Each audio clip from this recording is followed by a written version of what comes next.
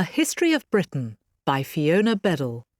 Chapter 1. Invaders. It was 1066, and Edward, King of England, was dead. He had no children. The most important people in the country met to choose a new king. They chose Harold. Harold wasn't a blood relative of King Edward, but he was the Queen's brother. He was a popular man for the job. But other powerful men wanted to be king too. One of them was the King of Norway, Harald Hardrada, and a few months after King Edward's death, his army invaded the north of England. King Harold of England went north, defeated the invaders, and killed King Harold of Norway. But 3 days later, there was more bad news. William of Normandy, in the north of France, was on the south coast of England with an army. Before King Edward died, he chose me as the next king, he said. Perhaps this was true. Edward's mother was a Norman, and Edward lived in Normandy as a child. He preferred Normans to the people of England. So Harold raced south with his army. William was waiting for him at Hastings. At the end of the battle, Harold was dead, and William of Normandy was William the Conqueror, King of England. Roman Britain. The Normans weren't the first people who invaded Britain. In 55 BC, the great Roman Julius Caesar brought an army across the sea from France. For 400 years, England was part of the Roman Empire. When the Romans first arrived, there were many different groups of people. Each group had its own king. They didn't think of themselves as British, but the Romans called the people from all these groups Britons. Boudicca. The Romans tried many times to conquer the areas of Britain that we now call Wales and Scotland, but they never kept control there. In the rest of Britain, the local people were much easier to control, but Boudicca was different. Her husband was a local king in the east of England. When he died in 60 AD, the Romans tried to take all his money. Roman soldiers attacked Boudicca and her daughters. Boudicca was angry. Soon she had an army of Britons behind her. They attacked Colchester, London, and St. Albans, the 3 most important cities in Britain at that time, and destroyed them completely. But in the end, the Romans defeated her. There is a story that her body lies under London's most famous railway station, King's Cross. In many places around the country, you can still see the straight roads, strong walls, and fine houses that the Romans built. In the new Roman towns, Britons started to live like Romans. They wore Roman clothes and went to the theatre and the baths. Most townspeople could speak Latin. Many could read and write it too. In the later years of Roman rule, they became Christian. The Angles and Saxons. But in 409, the Roman army left Britain to fight in other parts of the empire. Soon after this, invaders from present-day Germany and Denmark, the Angles and Saxons, came to Britain. The Angle and Saxon armies destroyed everything in their path, and the Roman way of life disappeared from Britain. Many Britons moved west to escape the invaders. By the 7th century, groups of Britons were in control of present-day Scotland, Wales, and Cornwall, but Angles and Saxons ruled the rest of Britain. People started to call this area Angleland. Later, its name became England. The Vikings. Then, at the end of the 8th century, new invaders started attacking the coasts of Britain, Vikings from Scandinavia. At first, they came to steal gold and silver from monasteries. Then some made their homes in Britain, and from the 860s they controlled a large area of northern and eastern England. The Saxon kings fought against them. Alfred the Great defeated the Vikings and sent them away from Britain. But they returned, and in the early 11th century there was a Viking king of England, King Canute. The Normans. The Normans came next. Their conquest was probably the most important in British history because it was the last. Since 1066 and the Battle of Hastings, many people have moved to Britain from other countries. For example, a lot of French and Dutch Protestants arrived in the 17th century to escape problems with the Catholics in their homelands. And in the 20th century, large numbers of people came from India, the Caribbean, and other places that were in the British Empire. But no foreign army has conquered Britain since the Normans. William the Conqueror had to fight other Saxon armies in England after Harold was defeated. But then he was able to build a new Norman England. By 1068, he owned all the land. He asked his Norman friends to look after it for him. They made money from the farmland and paid some of it to the king. They also used the money to pay for Norman soldiers. Each Norman lord built a home with strong, high walls and lived there with his private army. The Saxons owned nothing. They belonged to the Norman lords. For more than 200 years, the language of government and literature was the Normans' language, French. The Saxons continued to speak their own language, Anglo-Saxon, with some Scandinavian words.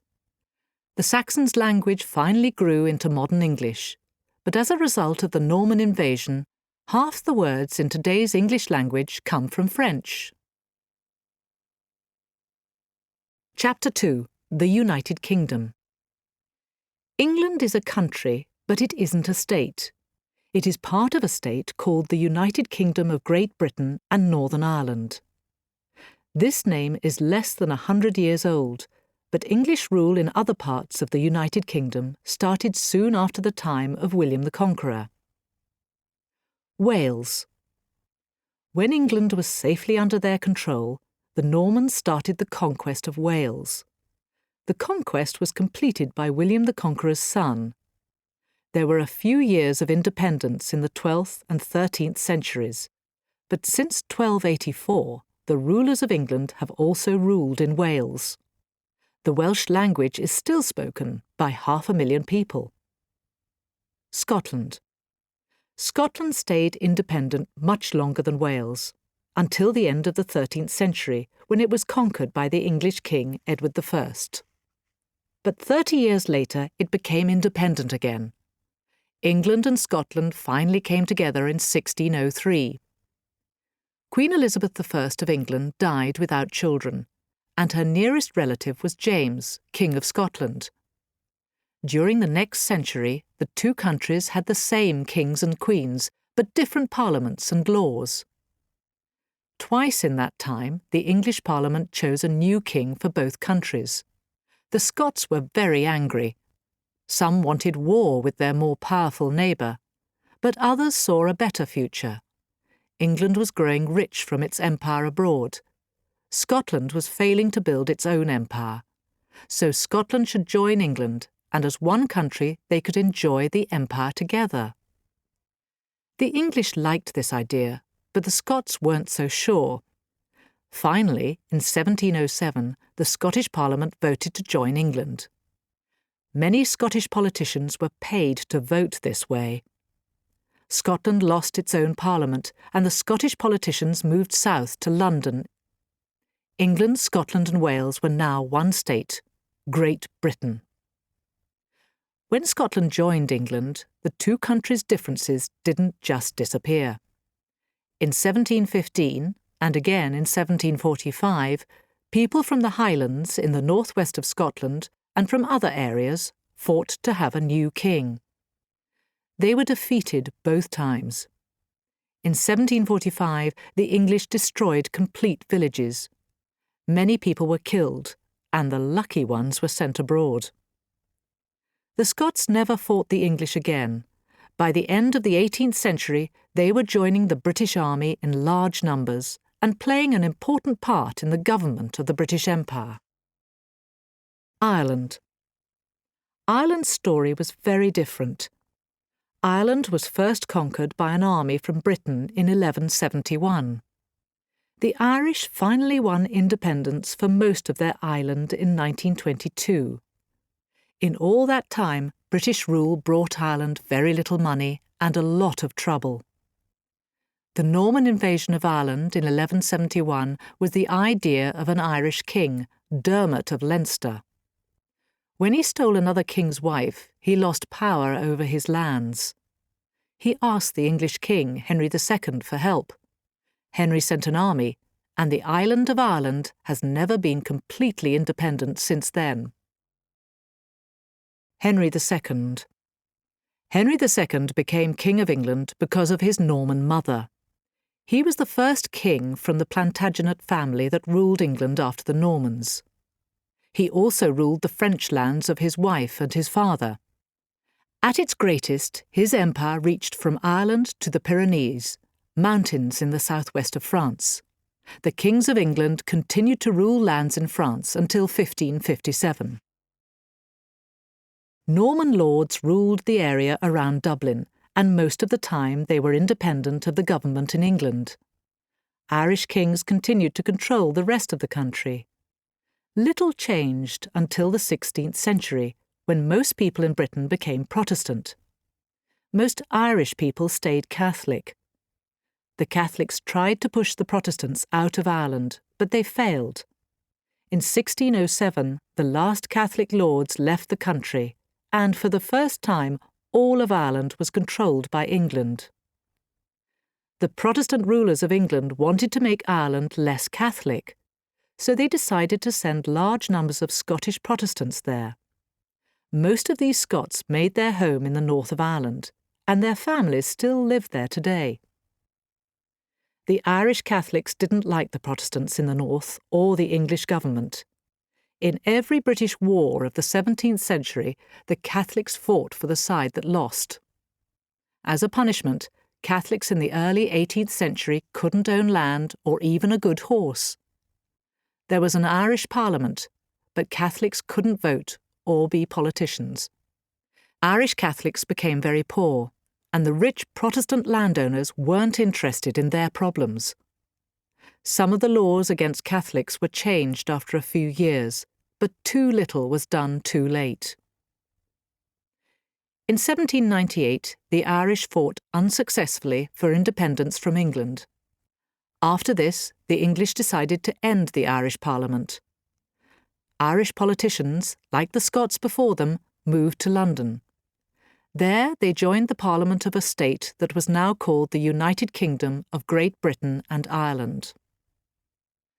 Most Catholics in Ireland ate little except the potatoes that they grew on their very small farms.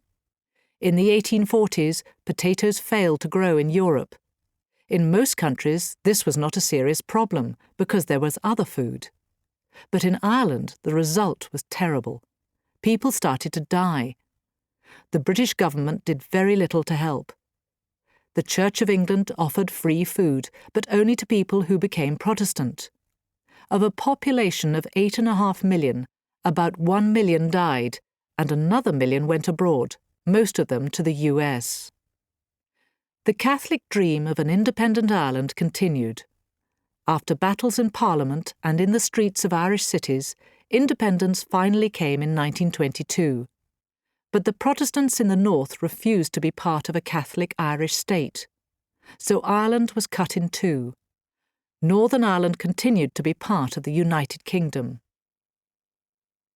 Northern Ireland. About 35% of the people in Northern Ireland were Catholic. They wanted to be part of the independent state of Ireland.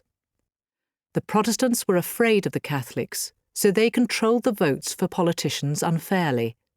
They also kept the best jobs and houses for themselves. In the 1960s, Catholic demonstrations were stopped violently, so the British government sent their army to protect the Catholics. But Catholics didn't want the British Army in their country. A Catholic group, the IRA, started to fight for independence from Britain in the north. When the first IRA fighter shot a British soldier, many Catholics were pleased. The IRA killed British soldiers and Protestant policemen and politicians. Later, they killed anyone who was Protestant or British. Catholic violence was answered with more violence by the British Army and the Protestant Irish. Terrible things were done by all sides, but perhaps the worst violence has now passed. In the last few years, IRA activity has stopped. Many Catholic and Protestant politicians and the British and Irish governments are trying to build a Northern Ireland which is free of violence and fair for all. National Parliaments. The Welsh and Scots haven't fought battles against the English for many centuries, but the idea of independence from England never really died. England is the biggest of the 4 countries in the United Kingdom, so it has the largest number of politicians in the Parliament in London. Many people in Wales, Scotland and Northern Ireland felt that the London Parliament didn't do enough for them. In the 1990s, the Scots, Welsh and Northern Irish were given their own parliaments. They still have politicians in London, but they have others in their own capitals, Edinburgh, Cardiff and Belfast. These national parliaments make some decisions, for example about schools and hospitals, but tax, the army and other important matters are still controlled from London. Chapter 3. God and Government. Henry VIII was King of England in the early 16th century. He was handsome and clever. He loved sport, music and dance. No king was ever more popular with his people. But he was worried. He didn't have a son to follow him as king. In the half-century before Henry's rule, England suffered terribly as 2 families fought for control of the country. Now these wars were finished and Henry's family, the Tudors, were in control. But the wars could easily start again after his death. For Henry, a son was very important, more important even than his people's religion. Catholic Britain. From the 7th century, almost everyone in Britain was a Roman Catholic. By the time of Henry VIII, the Catholic Church was very powerful. In those days, only a few people reached the age of 50. Life after death was very important to them, and for this they needed the Church. Even the poorest farmers gave the Church 10% of the food that they produced. They also worked on Church land without payment. Rich families gave large amounts of money. Everyone believed that they were buying a better life after death. The Church became very rich, much richer than the King of England. Henry VIII, 2 women, 2 churches. Catherine of Aragon was a Spanish princess. She was married to Henry's older brother. He died young, and Henry, as the future king, decided to marry Catherine. She was useful to England because Spain was one of the most powerful countries in Europe. A Christian couldn't usually marry his brother's wife, but the head of the Catholic Church, the Pope, gave special permission. Henry VIII and Catherine of Aragon had only one child, a daughter, Mary. When no son came, Henry looked for a reason. He decided that his marriage to his brother's wife was wrong. As a punishment, he and Catherine had no sons. Henry was always interested in other women, but now he fell completely in love with a young Englishwoman, Anne Boleyn. She was much younger than Catherine. She was clever and funny, and maybe she could give Henry a son. Henry sent his assistant, Thomas Wolsey, to Rome to ask the Pope for an end to his marriage with Catherine. But the Pope was the prisoner of one of Catherine's relatives. He couldn't agree to Henry's request. Wolsey went back to England and told his king the bad news. Henry was very angry. He put Wolsey in prison. Then he made a decision that changed Britain forever. The Pope was head of the Catholic Church, and he was being difficult. So in 1534, Henry closed the Catholic Church and started a new one, the Church of England, with a new head, the King. A few politicians and priests spoke in disagreement against this, so Henry cut off their heads. Henry was the writer of a book which attacked the religious ideas of the Protestants. But now his new church followed these Protestant ideas. The Bible was read in English in church, not in Latin, and there were no pictures in church of anyone except Jesus. For people in the 16th century, these changes were very serious. But to Henry they didn't matter, because he was only interested in one thing. His new church gave him permission to end his marriage with Catherine. Then he married Anne Boleyn. Henry soon realised that his power as head of the church was useful in other ways. He needed money, and the church had lots of it. Monasteries owned large areas of land, and gold and silver too. So he decided to close them. Henry took everything.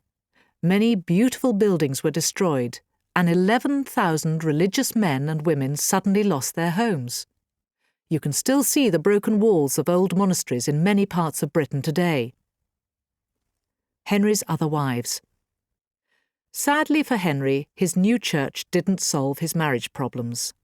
When Anne Boleyn gave Henry a daughter, Elizabeth, but no son, he cut off her head. He finally had a son with his third wife, Jane Seymour, but she died after the birth of the baby. His fourth wife was Anne of Cleves, a German princess who he chose from a picture. In real life, she was very ugly, and he ended their marriage after 6 months. He didn't make the same mistake again.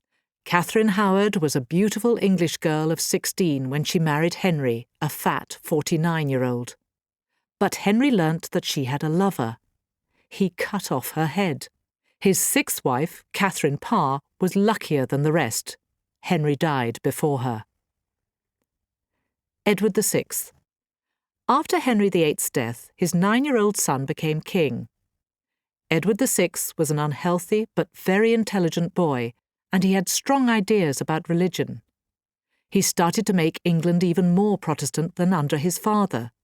But he only lived to the age of 15. There was nobody who could become the next king, so Edward's older sister Mary became queen. Mary I.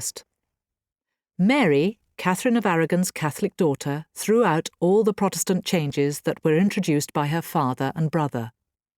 Most people in England were happy about this. They didn't like Protestant ideas very much.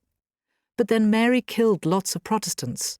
In 3 years, 280 men and women were burned in front of crowds of people.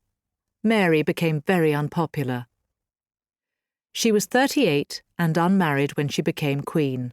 She hated the idea of Anne Boleyn's Protestant daughter Elizabeth as the next queen, so she really wanted a child. She married King Philip of Spain. Twice she thought she was having his baby, but she had a stomach problem, and it killed her. The return of the Catholic Church in England died with her. Elizabeth I. When Mary's sister Elizabeth became queen, she tried to find a middle way for religion. She wanted a Church of England that Protestants and Catholics could accept, but this was impossible. First, the Puritans didn't like it. The Puritans were Protestants who wanted simple churches and simple clothes for their priests. To them, the Church of England wasn't different enough from the Catholic Church, and they didn't want the Queen as head of the Church. Elizabeth thought that their ideas were dangerous. Many Puritans were put in prison or killed. Second, the Catholics didn't like it. The Pope told the people of the Catholic Church to end Elizabeth's rule. Henry VIII's marriage to her mother, Anne Boleyn, was wrong, he said. He secretly sent European priests to England to start a Catholic war against the Queen. So Elizabeth made Catholicism against the law. People had to pay lots of money if they didn't go to a Protestant church on Sunday. Lots of Catholics were put in prison, and a few were killed.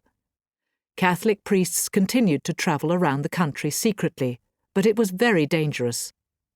There are still many big 16th century houses in England with priest holes, secret places for Catholic priests to hide. Mary, Queen of Scots.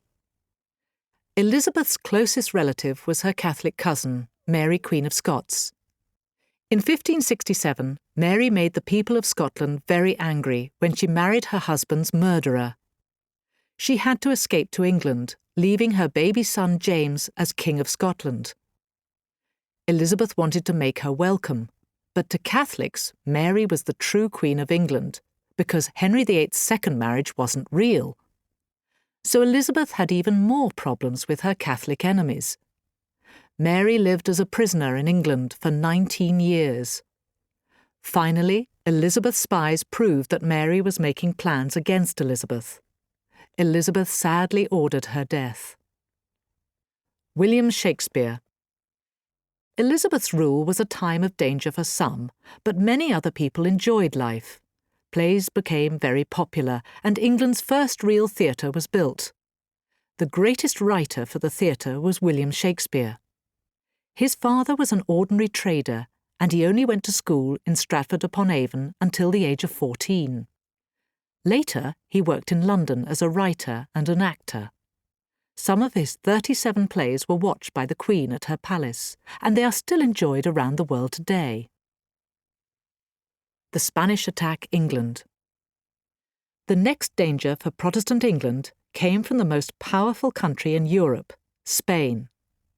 In 1588, the Spanish king, Mary I's husband, Philip, sent 27,000 men in 130 ships to the English coast.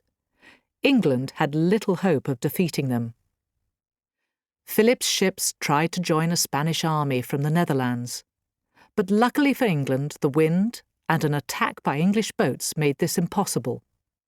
The Spanish ships were defeated and decided to return home, but they hit a terrible storm, and half the Spanish ships were destroyed. Spain and the Catholics lost some of their power in Europe, and England continued to be a Protestant country. When Elizabeth died in 1603, after 45 years as Queen, most of her people were strongly Protestant. Religion after Elizabeth. Later in the 17th century, Britain had a Catholic king, James II. But by then it was impossible to bring the people of Britain back to the Catholic Church. After only 3 years, he had to leave Britain, and a new Protestant king was chosen. Today, Christianity doesn't have the same importance in Britain that it had in earlier centuries. The numbers of Muslims, Hindus and Sikhs are growing, and a large part of the population doesn't believe in God. But there are still many more people in the Church of England than in the Catholic Church.